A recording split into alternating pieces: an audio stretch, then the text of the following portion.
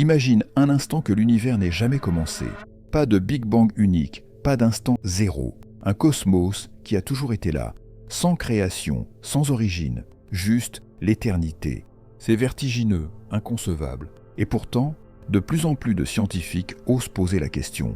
Et si le Big Bang n'était pas le début de tout, mais simplement un événement parmi d'innombrables autres? L'univers pourrait-il être sans commencement? Ce que vous allez entendre pourrait bien bouleverser votre perception du temps, de l'existence et de la réalité elle-même. Depuis des décennies, le Big Bang est le modèle cosmologique dominant. Il décrit comment, il y a environ 13,8 milliards d'années, l'univers aurait émergé d'un état extrêmement dense et incroyablement chaud. Mais attention, le Big Bang, ce n'est pas une explosion dans l'espace. C'est l'espace lui-même qui se dilate. Un univers qui gonfle, s'étire et devient peu à peu plus froid et plus structuré. Ce modèle explique remarquablement bien ce que nous observons aujourd'hui.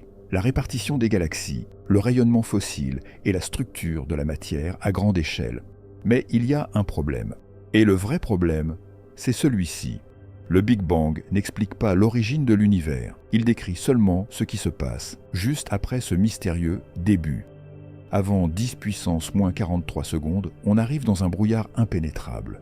Une frontière, appelée temps de Planck, là où toutes nos lois physiques s'effondrent. Gravité, relativité, mécanique quantique, rien ne fonctionne. On ne voit pas avant, on ne comprend pas avant. On ne sait même pas s'il y avait un avant. Et cette question hante depuis toujours les plus grands esprits. Le temps a-t-il commencé? Ou existait-il déjà bien avant ce que nous appelons le Big Bang? Pour certains scientifiques, le Big Bang n'était pas le début. Il pourrait n'avoir été qu'un rebond cosmique.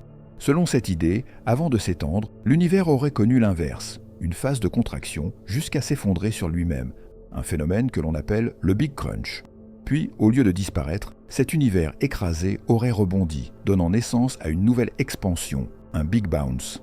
Ce cycle, expansion, effondrement, rebond, pourrait se répéter depuis toujours. Dans cette vision, l'univers n'a pas de commencement. Il change, il se transforme, mais il n'est jamais né. Et même Roger Penrose, prix Nobel de physique, pense que des traces d'un univers antérieur pourraient être inscrites dans le rayonnement fossile, cette lumière très ancienne venue directement des premiers instants après le Big Bang. Le télescope James Webb a également récemment semé le trouble dans la communauté scientifique. Il a détecté des galaxies incroyablement massives, étonnamment anciennes et déjà étrangement bien structurées, à des époques où, selon le modèle classique du Big Bang, elles ne devraient tout simplement pas exister. Certaines d'entre elles semblent défier le temps lui-même, comme si elles étaient nées avant l'heure, trop tôt dans l'histoire cosmique. Ces observations remettent en question des décennies de certitude. Le Big Bang, tel que nous le connaissons, décrit un univers jeune et chaotique qui se structure progressivement. Mais le James Webb nous montre un cosmos déjà organisé, mature, formé de façon surprenante. Comment expliquer ces anomalies?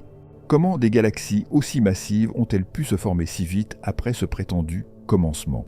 Pour certains astrophysiciens, ces découvertes pourraient être la première preuve tangible que notre compréhension de l'origine de l'univers est incomplète, voire profondément erronée. Elles nourrissent l'idée fascinante que l'univers pourrait avoir existé avant ce que nous appelons le Big Bang.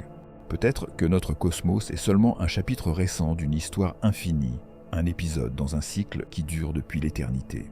Mais il existe une hypothèse encore plus vertigineuse. Et si le véritable problème n'était pas l'univers, mais le temps lui-même?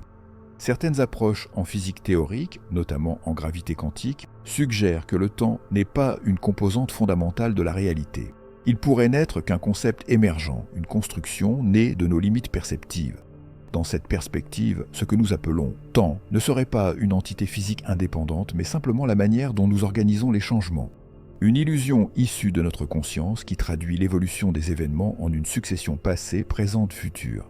Si c'est le cas, alors l'univers ne se déroule pas. Il ne se met pas en mouvement. Il existe déjà dans son intégralité comme une fresque intemporelle figée dans toutes ses dimensions, et ce que nous percevons comme le passage du temps ne serait que le voyage de notre conscience à travers cette structure, comme si nous tournions les pages d'un livre qui est déjà entièrement écrit. Dans une telle vision, la question d'un début ou d'une fin perd tout son sens. Le Big Bang n'est plus une origine absolue, mais un point particulier dans ce grand ensemble, un repère dans une réalité où tout coexiste simultanément.